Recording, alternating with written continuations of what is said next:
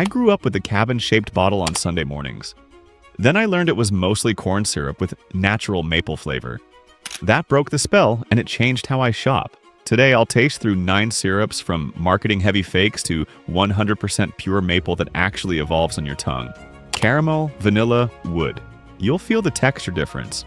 Real syrup coats, fakes vanish. Stick around for the one ingredient standard that ends the guessing. Drop your story in the comments, tell us the worst one you've seen. Before we move on, please take a moment to subscribe to the channel and like the video. You see a cabin, a rustic font, a maple leaf. Your brain says real, but the bottle can hold 0 tree sap and still pass on a busy shelf. That's the illusion. Design makes a promise that the ingredients don't keep. We're ranking from the bottom, where the original syrups live. These are the giants that own the middle aisle. They sell trust with old-time cues and warm color, then load the jug with cheap sugars that hit hard and fade fast. You pay for nostalgia, you get corn. Here's the clash. The front whispers heritage. The back shouts high fructose corn syrup, caramel color. That lineup isn't dessert, it's a formula. The thick pour comes from thickeners, not sap. The brown hue comes from dye, not slow boil. And the taste? It runs in a straight line, sweet from first drip to aftertaste. Take Pearl Milling Company. The label reads syrup, but the sap content is 0. It leans on artificial flavor to suggest maple. That one line affects your breakfast in 3 ways. First, pancakes soak this fast, like water on a dry sponge, because the mix is thinner and simpler than real maple. Second, the sweetness lands loud with no balance, so you pour more to chase flavor that never shows up. Third, your wallet loses twice. Once on the bottle, and again when you use extra to get the same punch you would have from a teaspoon of the real thing. And natural maple flavor sounds pure, but here's the truth. It often comes from plants like fenugreek or other compounds that smell maple-like. Chemists build the aroma with pieces that mimic sap's top notes. No trees, no taps, no boil. It can fool your nose for a second, then it collapses. The middle and finish are missing. Do the quick kitchen test. Pour a small pool on a pancake. Watch the soak. If it vanishes into the crumb in seconds and leaves a wet ring, you're looking at diluted sugars. No lingering aroma over the steam. No shift from vanilla to caramel to a faint toast note. Real maple clings, then releases in waves. Now, look at Log Cabin Original.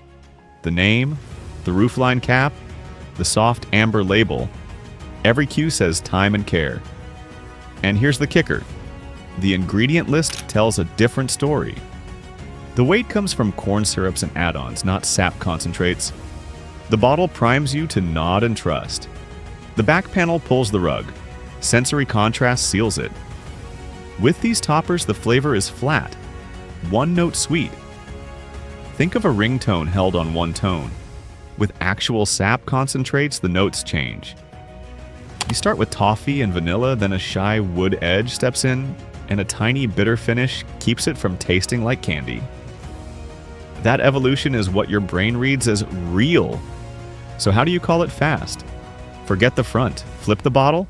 If the first ingredient isn't maple syrup, you're not holding maple. If you see more than one ingredient at all, it's a maple-style topping. That single move in the aisle saves you money and cuts the noise in your food. Want the truth about what's really safe? Subscribe now so you won't get fooled. Drop your story in the comments. Tell us the worst one you've seen. Now let's step into the gray zone. The labels start to say with real maple, which sounds honest. But a teaspoon here and there can keep corn syrup in charge, and the pour still runs thin while the taste stalls out on plain sugar. It says with real maple. You pour it and it runs thin. Your tongue gets plain sugar. That claim sounds safe, but the bottle still acts like a syrup made to stretch, not to taste. Here's the tier we're in now. Mid-shelf blends and store brands chase a price point.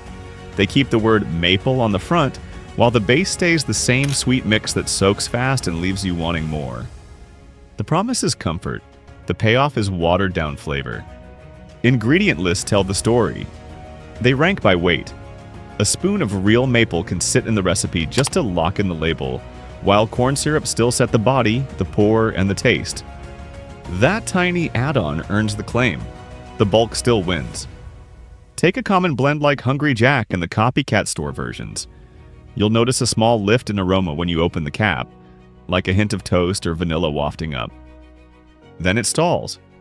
On pancakes, it dives into the crumb, the plate looks wet, and your mouth gets a rush of simple sweetness with a whisper of maple that fades before you swallow. You pour more and get the same one-note return. Reduced sugar twists add another trap.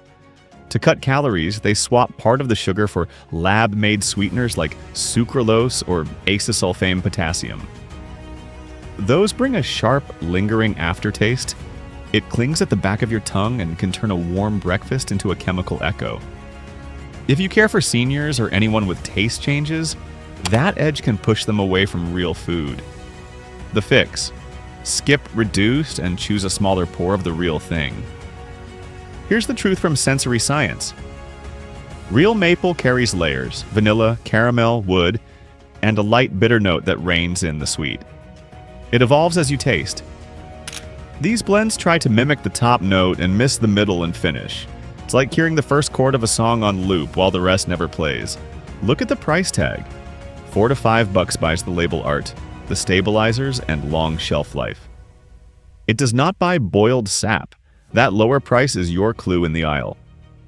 If it feels like a bargain, ask what they removed to get there. Most times the answer is depth.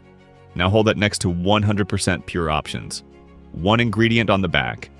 A thicker flow that drapes and takes a second to settle.